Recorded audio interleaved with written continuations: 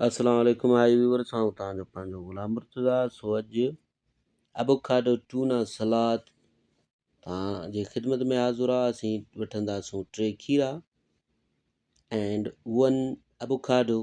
So nice fruit आहे, without sugar आहे, जेको आहे बहितरीनु फ्रूट आहे।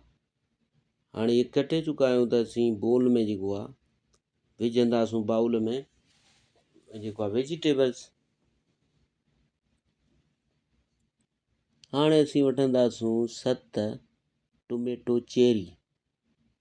तव्हां को बि टोमेटो ऐड करे था सघोसि। हाफ रेड ओनियन, ॻाढ़ो बसर,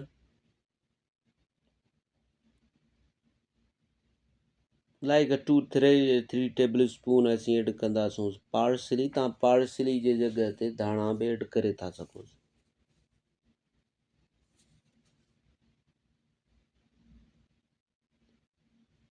इहे कटे छॾियोसीं। हाणे असीं ऐड कंदासूं 2 टेबल स्पून स्प्रिंग ओनियन, सब्ज़ जेको आहे बसर असीं ऐड कंदासूं। अचो त जेको आहे बसर बि कटियूं था, 2 table spoon like spring onion. हाणे असीं ऐड कंदासूं 100 ग्राम टूना। तव्हां एक्स्ट्रा ऐं घटि बि विझी था सघोसि। ही विदाउट बोन्स, विदाउट जेको कांटेदार खां बग़ैर आहे। ही मार्केट में आराम सां मिली वेंदो आहे डबे पैक में। टूना असीं ऐड कंदासूं 100 ग्राम। असीं ऐड कंदासूं 1 टेबल स्पून ब्लैक पेपर। ही ड्रेसिंग लाइ आहे, सॉस। 1 टेबल स्पून असीं ऐड कंदासूं सोल्ट। तव्हां पंहिंजी सोल्ट टेस्ट जे मुताबिक़ ऐड करे था सघो। हाणे असीं कुझु 2 टेबल स्पून लाइक नींबू लेमन जूस ऐड कंदासूं।